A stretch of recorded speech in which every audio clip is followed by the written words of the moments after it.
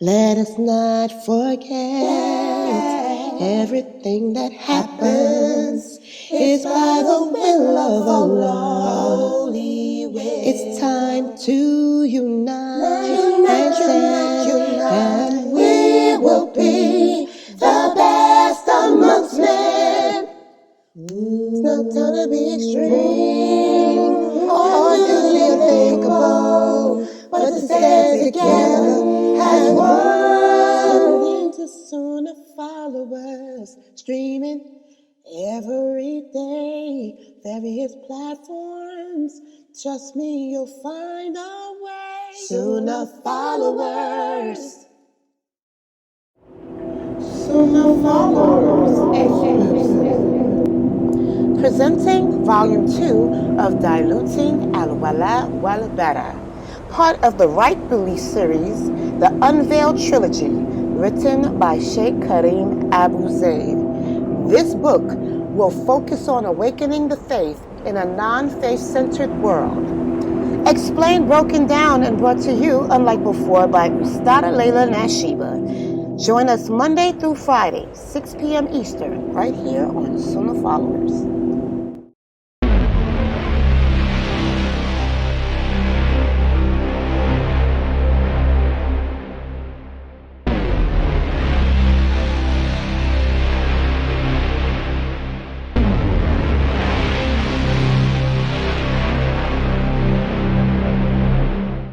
Wa salat wa salam ala wa rasulullah. Welcome to the first class for today here at Sunnahfollowers, which is our Aqidah class. And for the Aqidah class, I'm focusing in on the book. We're using the book written by Sheikh Karim Abu Zaid, and the book is entitled Wala Wal Bara. Wala Wal Bara. And this is volume 2 of that book. And we've been covering, it covers so much as to what the Shahadah means, what it is that we're testifying to. Today's lecture is going to get into the Shahadah itself and what parts of the Shahadah entail el-wala, which is the affirmation, and el-bara, which is the negation. And we've been speaking about how faith, our belief in Allah, is connected to that fitrah, that light that used to be inside the soul, that was transferred into the heart once we were put in our mother's, the soul was put in the mother's womb. Okay, so when we talk about faith, we're really speaking about the fitrah. Everybody understand that? And that's why I've been telling you guys for years that you do not call yourself a revert. What are you reverting to? You're not reverting to anything. The fitrah has always been there, and it stays there as long as you nourish it. It's if you let it die, okay, that it's not there. So you guys are converts to the religion. You are not reverts to anything. Unless you were Muslim and you apostate. Now that's a different thing. If you were raised upon Islam and you apostate from this religion and then you come back to it, then you can call yourself a revert. Okay, but for those of you who were not raised as Muslims and you find your way to Islam, you are a convert. Okay, and inshallah, you'll continue in that journey to try to find your way back home to Allah, because that's what it's all about. You know, dealing with the fitrah. That fitrah is there. That fitrah wants to go back home to Allah. It craves to be back in the presence of Allah. It's there. It's always been there in the heart. Okay. But we have to help it find its way back home. And so today what we're going to do is speak about how the Shahadah, for those of us who truly understand what we're saying when we declare La ilaha illallah, Muhammadur Rasulullah, you should feel your heart quiver with those words. The companions, what was the banner?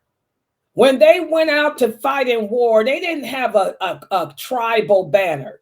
They didn't have a country flag, a tribal flag. Their flag was La ilaha illallah Muhammadur Rasulullah, because they understood the meaning of those words and its implications. And whenever the companions recited those words, their hearts would shake, because that's the fitrah in it. That fitrah would shake and grow stronger and grow brighter from those words. That reminder of what its purpose is, what it was created to do, as it seeks its way back to Allah. Okay? Well, we're going to break down the Shahadah and what parts of it refer to allegiance and what parts of it refer to disassociation. So, and I did post up on social media today. Yeah, I had an appointment, and it was really crazy. I've been up all morning, went to this appointment that they told me I had today, drove all the way there, get there, and they tell me they made a mistake. My appointment's tomorrow. I had to take 2,500 milligrams of penicillin before I went there. And now I got to take 2,500 milligrams more tomorrow. So that's what? 5,000 milligrams of penicillin I'm going to have in my body. And I don't know what it's going to do to me, you know, but because they mixed up my days. And I told them, I said, is it safe for me to take all that penicillin again? They say, oh, yeah. They said, but being the hypochondriac that you are, you ain't got to worry about getting sick or getting COVID. That's for sure. They thought it was a joke. I didn't think it was funny. But, you know, so subhanAllah, you know, I got everything together. I'm glad I did stay up all night getting all those videos prepared so that we can go into detail about today's discussion. And I did post the pages up. Today we'll be covering in volume 2. It seems like we're doing just 2 pages a day. We'll be covering pages 62 through 64.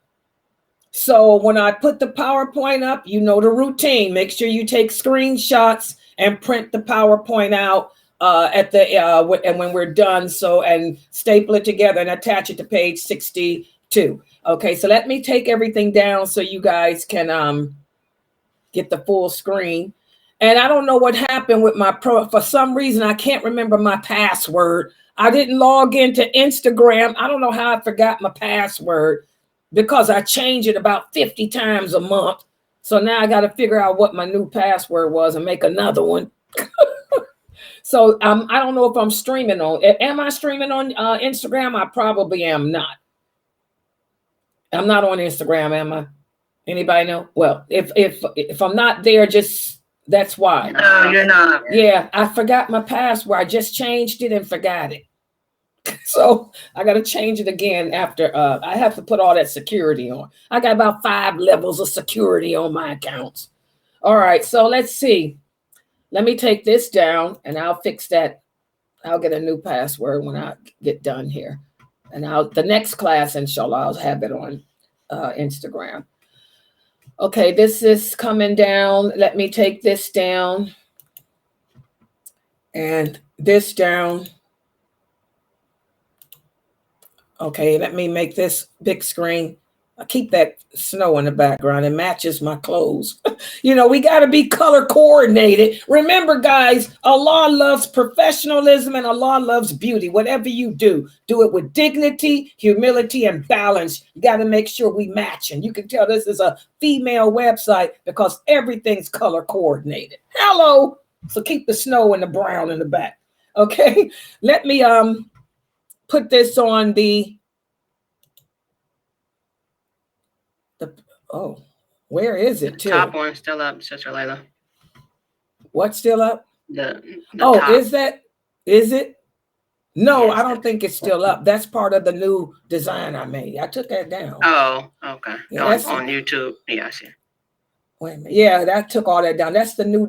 I had to make a new thing because everything was backwards. That's just the design I used. Okay, so it won't, but the PowerPoint's going to cover it up because it's not this. All right, let's see.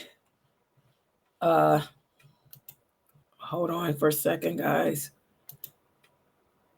What happened to the PowerPoint? Hold on. Here we go.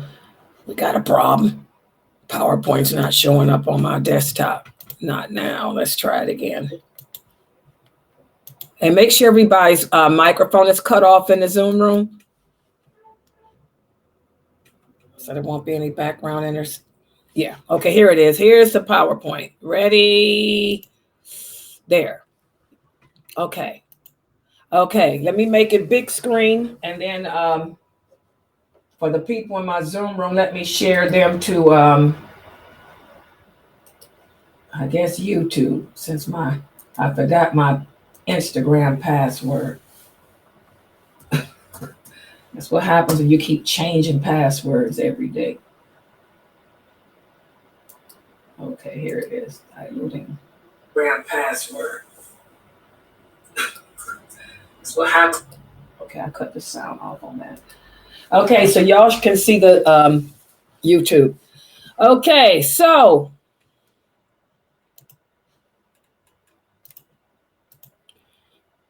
today we're going to be covering pages 62 through 64 of volume 2, Diluting Wala Wal Bara, the Unveiled Trilogy by Sheikh Karim Abu Zaid.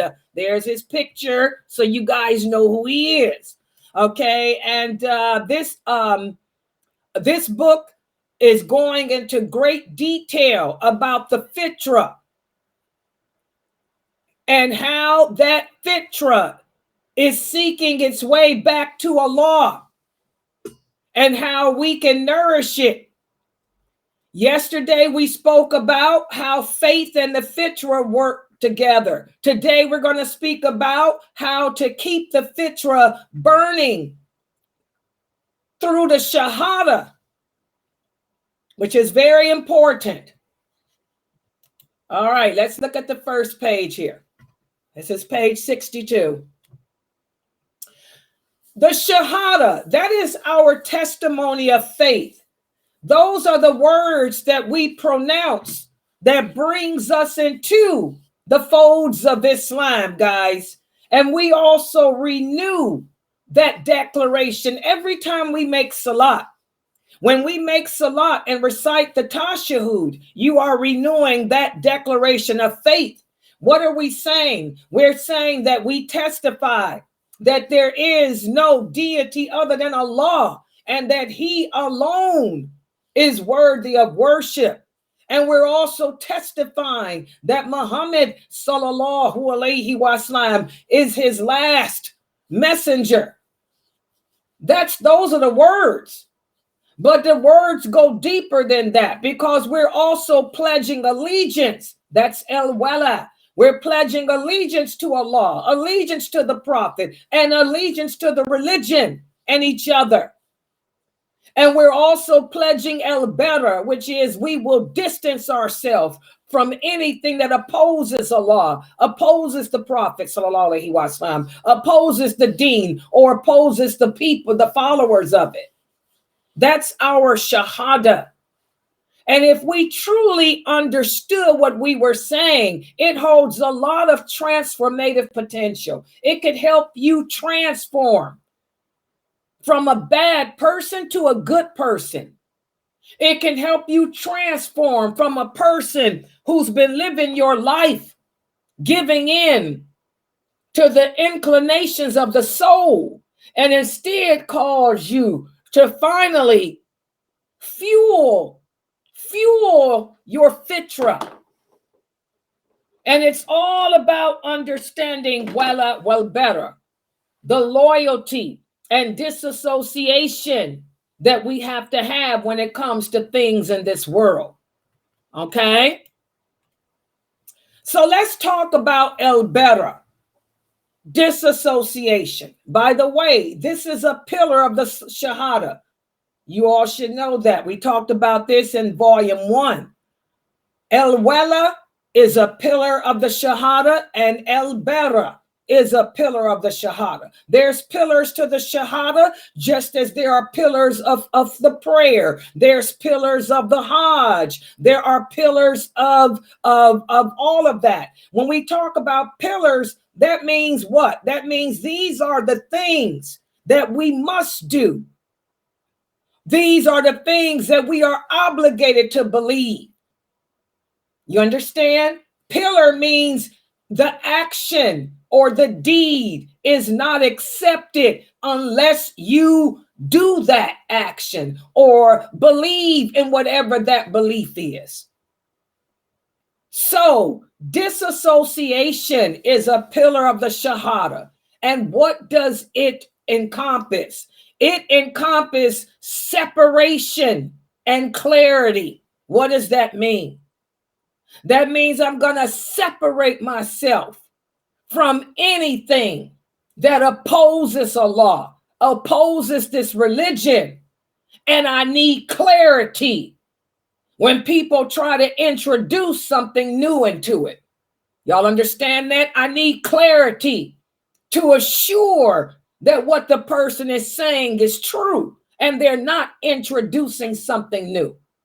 Y'all get it? I'm trying to break this down in plain, simpler terms for you. For example, if someone tells you that when you make salat, you have to twirl in a circle, I need clarity on that. Give me the dalil. That's the clarity. If someone tells you it's haram for you to pray with your nails painted, I need clarity on that. Give me the dalil. Give me the proof that because I have paint on my fingernails, I cannot pray. So disassociation, that's that pillar. It embraces separation. I'm going to distance myself from whatever opposes what Allah says or what the Prophet Muhammad said. And I need clarity. Clarity. When you come at me telling me what I can't do, or should do. You guys understand? Whenever somebody tells you what you should do, where's the dalil? Where's the clarity? If somebody tells me what I cannot do, where's the dalil? Where's the clarity? That's better. I hope I broke that down. And a great example to us as Muslims of this pillar is Prophet Ibrahim, alayhi salam. Allah mentions him in the Quran. He tells us in the interpretation of the meaning, and tell them, O Muhammad, that when Abraham said to his father and to his people, indeed, I am disassociated from what you worship. This is al-Bara. He refused to be a part of worshiping idols. This is al-Bara. This is a pillar of belief in Allah. I disassociate from that, even though you are my family, even though you are my relatives. What does that tell you Muslims today? Look how many of you participate in Thanksgiving. You celebrate Thanksgiving. Look how many of you celebrate birthdays. Look how many of you celebrate a lot of non-Muslim holidays. It's not about whether or not it's haram. It's about whether or not this is wala wal bara. Subhanallah, I disassociate from anything that is not a part of my way, that is not a part of my lifestyle. I'm going to disassociate from this celebration because this celebration is not a part of my belief system. Y'all understand that? Abraham, alayhi salam, was a great example. So in this verse, Prophet Ibrahim expressed his firm disassociation from the false idols. and false objects of worship that his father and his people were doing. In fact, remember, he refused to go to their celebrations. You guys participate in Thanksgiving. You guys participate in birthdays. You guys participate in Valentine's Day, the 4th of July. Prophet Ibrahim refused. He said, I ain't going to your celebrations. Those celebrations have nothing to do with Allah. Those celebrations that you guys are having, he said, they're nothing to remind you or bring you close to Allah. So I distance myself from that. So this verse exemplifies the principle of negation that's found in our Shahadah. And that's al-bara, to distance yourself, disassociate from that which is not going to bring you closer to Allah. He didn't participate in their celebrations. Y'all remember his story? And his father asked him, why won't you participate? He said, it's not going to bring me close to my Lord. What's the point? To watch people dance, to watch people sing, to watch people eat, when it's not anything that's going to bring them close to the Lord. The same with you. What's the point in going to the 4th of July? What's the point in standing in a crowd watching people let off fireworks? It ain't bringing you close to Allah. I can sit at home. I'll stay at home and I'll look at it from my window. I ain't got to go to your celebrations. I'm not a part of you. You're not a part of me. I distance myself. Does everybody understand? Okay. So Prophet Abraham, alayhi salam, his proclamation demonstrates a deep purification of the heart. A deep purification of the heart where doubts, suspicions, whims, and desires are removed, allowing the Fitrah to reignite and connect with the divine revelation. We should be like him, guys. It's not a matter of it doesn't involve worshiping Allah. Yeah, but it's not a part of my lifestyle. It's not bringing me close to my Lord. It's causing me to sit in your company, the company of people who don't believe in Allah, and do what? Absolutely nothing. Okay? So Prophet Ibrahim's decisive stance serves as a powerful example for the believers. It illustrates the importance, of having clarity when it comes to matters of faith. And by firmly negating false worship, Prophet Ibrahim upheld the essence of the Shahadah, which is that exclusive devotion should only be to Allah and not to anyone or anything else. And also he removed himself from any distractions or any misleading influences that could take him away from Allah. And that's the fitrah within us, guys. Remember, the fitrah is trying to find its way back home. It wants to find its way back to Allah. You're not feeding it. You're not nourishing it by participating in nonsensical things. Okay? So disassociation paves the way for connection with Allah, and it allows the fitrah to shine in the heart and guide us towards what's truth, what's righteousness, and what will bring us closer to our Lord. Okay? That verse also reminds us of the significance of purifying our hearts from doubt, suspicion, and worldly desires. Remember that hadith, whereas the Prophet sallallahu alaihi wasallam tells us that the lawful and the unlawful have been clearly defined by Allah. In other words, He's clearly told us what's lawful and what isn't.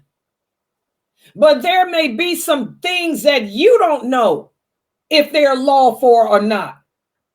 They may be doubtful to you on a personal level. So you stay away from it and until you can ask the people of knowledge.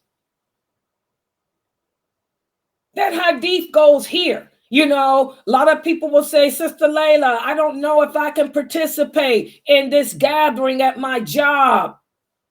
Stay away from it. That way you protect your religion and then ask the people of knowledge about it later. So doubt, we have to purify our hearts from doubt, suspicion, and worldly desires. Doing this, we create a space for the fitrah within our heart to flourish and grow. Does everybody understand that? That hadith does not mean that Allah did not tell us everything we need to know about the lawful and the unlawful. Allah did. Ask me. I can tell you if it's lawful or not.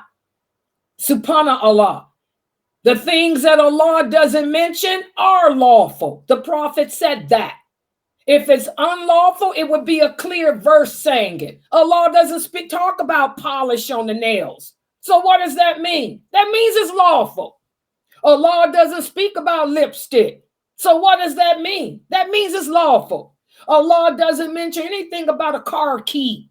So that means nothing's wrong with a car key. Hello? So again, but if you don't know the answer, you stay away from it. And that way you protect your fitrah from being dimmed, the light within yourself being dimmed. Okay? Also, when we pronounce that Shahadah, not only are we giving our allegiance to Allah, but to the Prophet Muhammad sallallahu alaihi wasallam too. What does that mean? That means that he's our leader. We don't take anyone as a messenger over him. Okay? Whatever he says goes. Not what the sheikh said. Not what the imam said. Not what mufti said. If they say something that contradicts what the Prophet Muhammad sallallahu alaihi wasallam said, then we disregard what they said. Our allegiance is to him. We have to obey him. We have to make him the judge in all our disputes. That means if ever there's something that we are unsure of, we look to see what the Prophet Muhammad sallallahu alaihi wasallam had to say about it. We gave the example about that issue of masturbation. What did the Prophet Muhammad say about it? What did the companions say about it? Well, I can tell you, the Prophet Muhammad didn't say nothing about it. And he knew that the companions were masturbating when they were going on campaigns. As Ibn Abbas said, he never told us that we can't do it. And he knew that the young men were doing that. He didn't say anything about it. So that means it's lawful. Subhanallah. So we make the Prophet Muhammad sallallahu alaihi wasallam the judge in our disputes, not what the sheikh said. Okay? When we do that, our hearts and our minds become purified, and that fitrah will continue to be light inside your heart, guys. So that's al-bara. That's the pillar of the Shahadah known as al-bara. I'm going to distance myself from anything that opposes La ilaha illallah Muhammadur Rasulullah. What about al-wala, allegiance? Well, allegiance reveals devotion. Our devotion for Allah, our devotion for the Prophet sallallahu alaihi wasallam, our devotion for the religion and for those who follow it. This is the confirmation aspect of the Shahadah. And we have to have allegiance. And again, look at Prophet Ibrahim alayhi salam. Look at how he showed his allegiance. He told his people, I worship no one except him, Allah. He is the one who created me, and he will be the one to guide me. Subhanallah. In this verse, Prophet Abraham affirms his unwavering devotion to Allah. He emphasizes the affirmation pillar of the Shahadah. After he disassociated himself from the false idols and false objects of worship, he declares his exclusive worship of Allah alone, guys. How many of us worship Allah exclusively? You say you do, but do you really? How many of us put Allah first and foremost over our fathers, our husbands, our wives, our children, our jobs, our money, our desires? You'd be surprised how many say they do, but they don't. Here in this verse, you can see Prophet Abraham, alayhi salam. What caused him to have such unwavering devotion and loyalty? Well, because he knows that Allah created him, and that the ultimate power and authority lies in the hands of Allah, not in the hands of man. If all the creation were to gather together to harm you, they would not be able to touch a hair on your body unless Allah allowed it. And if all the creation were together to benefit you, they wouldn't be able to do anything for you unless Allah allows it. Prophet Abraham, alayhi salam, he acknowledged that. He recognized that. He understands that Allah is the true protector. And Allah is the one that guides. And again, guys, guide. As we talked about yesterday, Allah doesn't jump in your body and make you do anything. Allah doesn't make you pray. Allah doesn't make you do good deeds. Just like Shaitan doesn't make you do bad deeds. But Allah will guide you to what is right. The same way that Shaitan will guide you to what is wrong and evil. Prophet Abraham, alayhi salam, understood this. He understood this. And because of this, he trusted only in Allah. He trusted that Allah will protect him, that Allah will guide him, that Allah will keep him under his care. Subhanallah. That's faith. That's true iman, true faith. And that's a strong fitrah. So Prophet Abraham's affirmation reflects the essence of the Shahadah that affirms the belief in the oneness of Allah and Allah's exclusive right to be worshipped. I love the way Sheikh Morsi answered that question last Friday when that brother asked him, even though my wife doesn't have to cover her face, shouldn't she do it to please me? Sheikh Morsi said, no. First time anybody ever heard that answer, huh? First time any of you ever heard a true person of knowledge tell a man, no, your wife don't, or she should not cover her face to please you. And then he told him why. He said, because Allah does not accept any deed unless it's done solely for him. This is al-wala, exclusively Allah. If your wife wants to cover her face, it should be exclusively for Allah, not for Allah and you, brother, not for Allah and anyone else. That's a true scholar. Subhanallah. You brothers ask too much of your wives. You brothers are basically asking your wives to worship you. When you tell your wife to do something just to please you, that she doesn't have to do, I'm talking about. I ain't talking about the things that Allah tells her she has to do for you. But when you come to your wife and tell her to do things that Allah clearly tells her she doesn't have to do, you tell her to do it for you, you're asking her to worship you. The same way same brothers take those hadiths out of context when y'all talk about licking pus and prostrating. We don't worship anyone but Allah. Your wife don't worship you, Aki.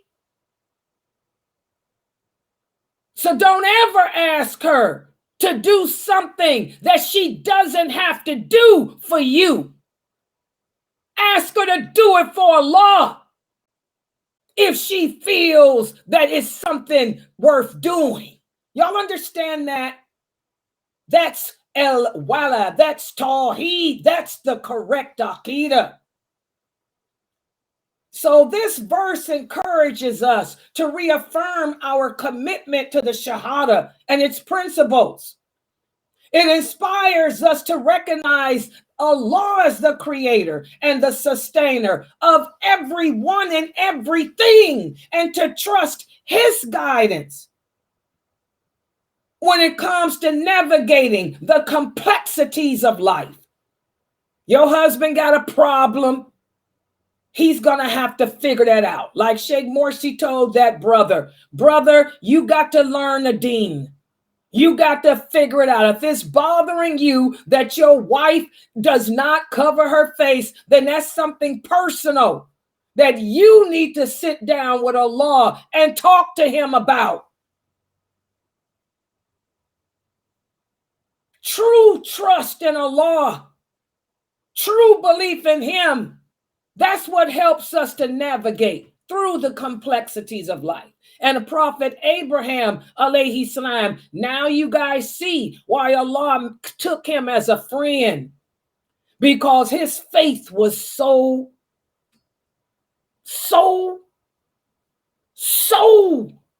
magnificent to behold.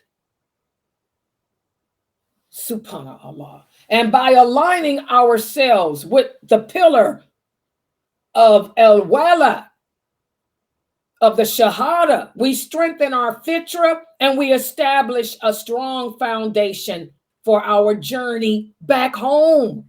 Because remember, that Fitrah is trying to find its way back home. So let's see how well you guys can do with the quiz here.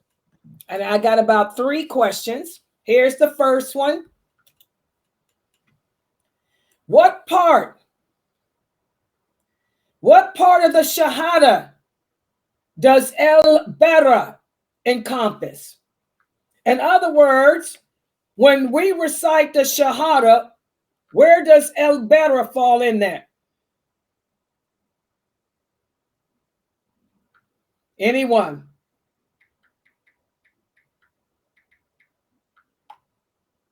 It deals with the first part of the Shahadah.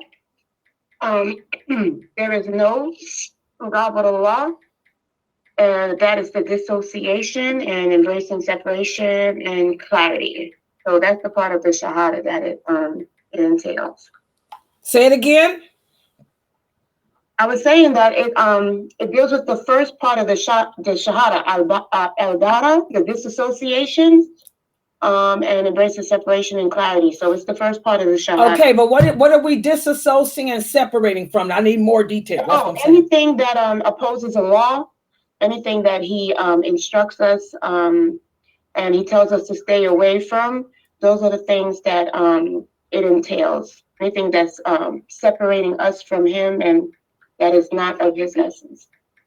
You guys agree with her answer?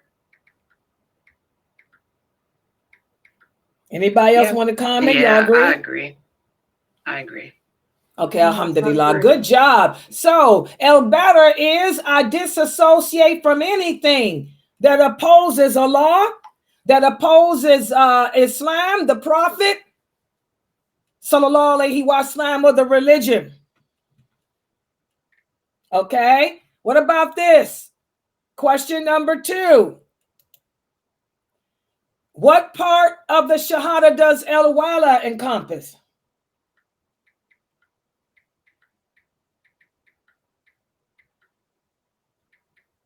Anybody?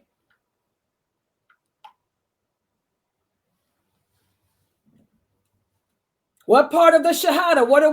When we do al-wala, what are we saying basically in regards to the Shahadah?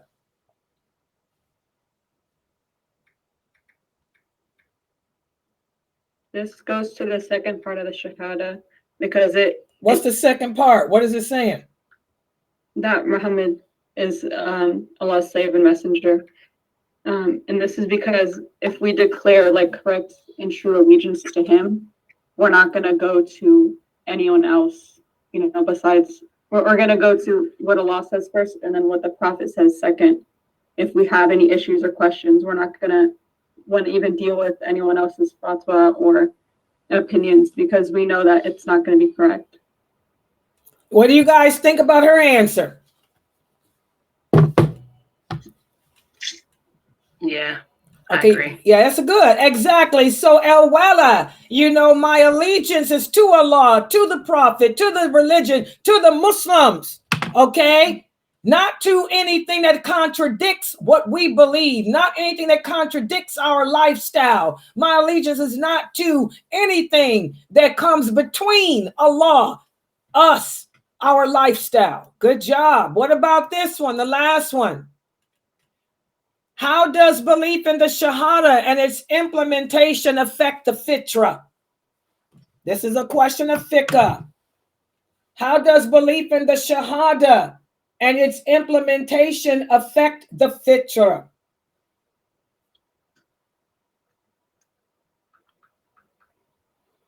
It satisfies the Fitrah, since the Fitrah is yearning to go back to Allah. When you practice the Shahadah, when you have it in your heart, it feels like it's back home because it's, because it's in your practice. What do you guys think? Good job. Yes. Good job. I'm proud of your answers today. MashaAllah. You guys must really enjoy this topic about the Fitrah because, MashaAllah, you're getting much better